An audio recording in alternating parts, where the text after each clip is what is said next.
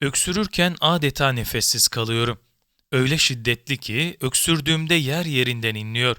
Gece uykusu bırakmadı, gündüz de bana mısın demiyor. Son günlerde pek çok kişi yaşam kalitesini düşüren ve geldi mi gitmek bilmeyen şiddetli öksürük şikayetiyle hastanelere başvuruyor. Viral solunum yolu enfeksiyonlarında ise artış olduğu gözlemleniyor. Nedeni COVID-19 mu, alerji mi, reflü mü, mevsimsel grip mi diye belirlenmeye çalışılıyor. Uzmanlar hastanın öksürüğünün ne kadar zamandır devam ettiği, nasıl seyrettiği ve eşlik eden diğer şikayetlerin bu hastalıklar arasında ayırıcı tanı yapmak açısından çok önemli olduğunu belirtiyor. Acıbadem Taksim Hastanesi Göğüs Hastalıkları uzmanı doçent doktor Tülin Sevim, öksürüğün altında yatan 10 nedeni ve alınabilecek önlemleri şöyle sıraladı. 1. Nezle, soğuk algınlığı ve grip. Soğuk algınlığında öksürüğe burun akıntısı, hapşırık, boğaz ağrısı, hafif ateş, halsizlik ve baş ağrısı gibi yakınmalar eşlik eder. İnfluenza virüsünün neden olduğu mevsimsel gripte ise kuru ve inatçı öksürüğe soğuk algınlığı belirtilerinin yanı sıra yaygın vücut ağrıları, yüksek ateş, nefes darlığı, kusma ve ishal gibi şikayetler eşlik etmektedir. 2. Kronik inatçı öksürük. Virüslerin neden olduğu viral solunum yolu, soğuk algınlığı ve grip hastalıklarına bağlı olarak gelişen öksürük günler içinde geriler ve kaybolur.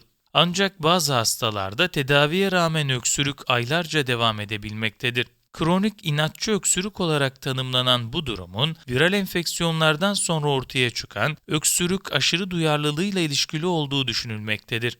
Bu tarz öksürük 2 aydan uzun süre devam eder, genellikle kuru öksürük şeklindedir. Çok az miktarda balgam görülebilir. Şarkı söylemek, gülmek, derin nefes almak, egzersiz, ısı değişikliği, soğuk hava, havadaki partiküller, kokular, kimyasal maddeler gibi faktörler öksürüğü artırır. Hastalar boğazlarına bir şey takılmış gibi hissettiklerini ve sürekli temizleme ihtiyacı duyduklarını ifade ederler.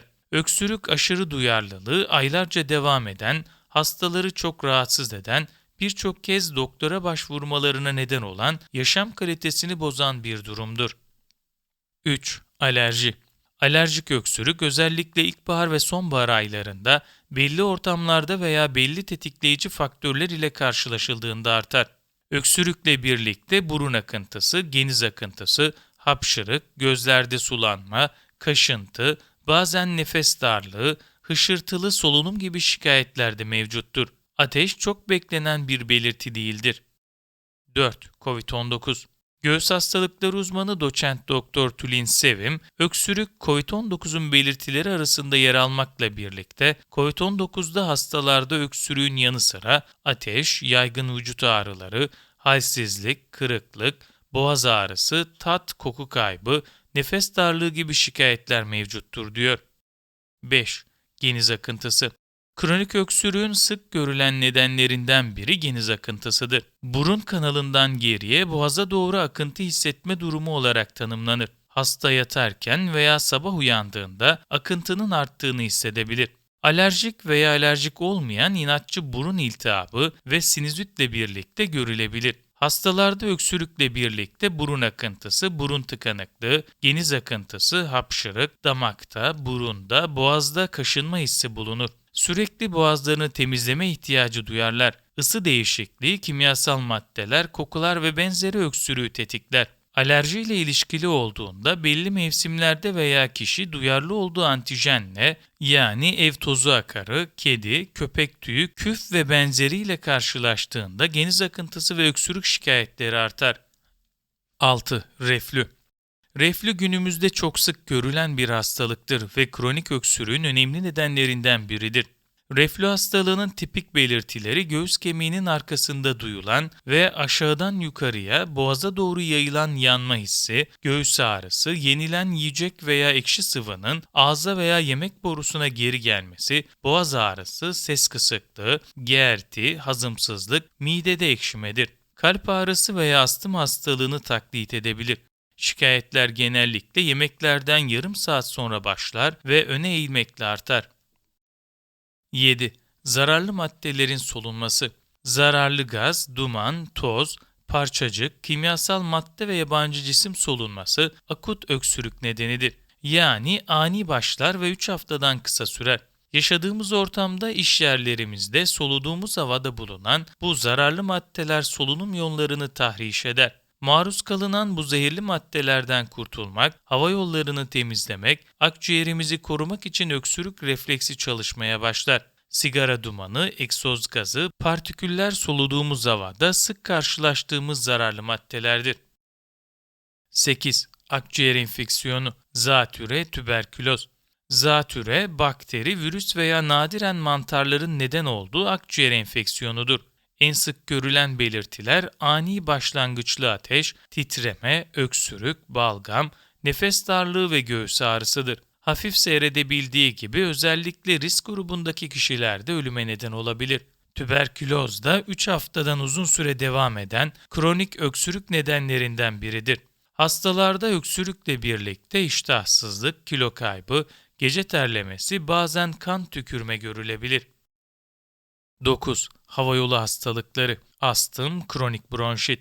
Astım, kronik öksürüğün önde gelen nedenlerinden biridir. Tipik olarak öksürükle birlikte hışıltılı solunum ve nefes darlığı da görülür. Ataklarla seyreder, ataklar dışında hasta tamamen sağlıklı olabilir.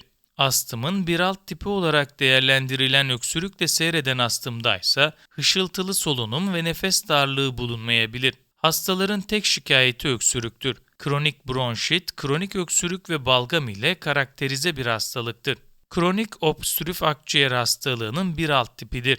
KOAH büyük oranda sigara ile ilişkilidir. İlerleyici ve geri dönüşüm olmayan bir hastalıktır. Hastalığın ilk bulgusu kronik öksürüktür. Ancak hastalar bu şikayeti sigaraya bağladıkları için önemsemezler. Zaman içinde hastalık ilerler, bir süre sonra nefes darlığı gelişir. İlaçlar. Yüksek tansiyon ve kalp yetmezliği tedavisinde kullanılan bazı ilaçlar, bazı kişilerde kronik öksürük nedeni olabilir.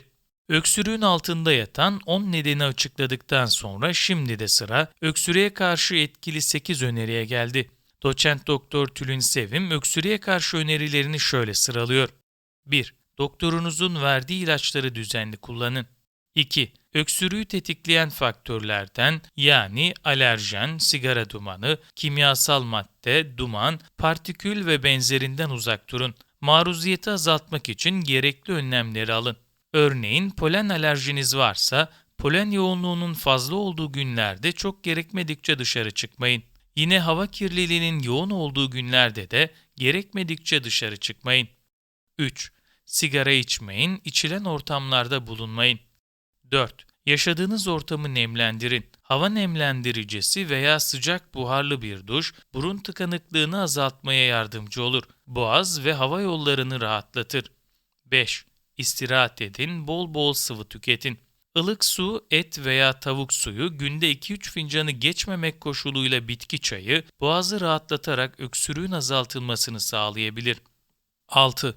Sıcak ballı limon öksürüğü rahatlatmakta oldukça yardımcıdır. Yalnız 1 yaşın altındaki çocuklara verilmemelidir. Diyabet hastaları doktorlarına danışmalıdır. Bunun yanında zencefil çayı, hatmi kökü çayı, kekik çayı öksürüğü rahatlatmak için aşırıya kaçmadan tüketilebilir. 7. Yemek yedikten hemen sonra yatmayın. Özellikle reflüye karşı yastığınızı yükseltin. 8. Tuzlu suyla gargara yapın. Tuzlu su boğaz ağrılarını hafifletir. Boğazın arkasındaki balgam ve mukosoyu azaltarak öksürüğü rahatlatır.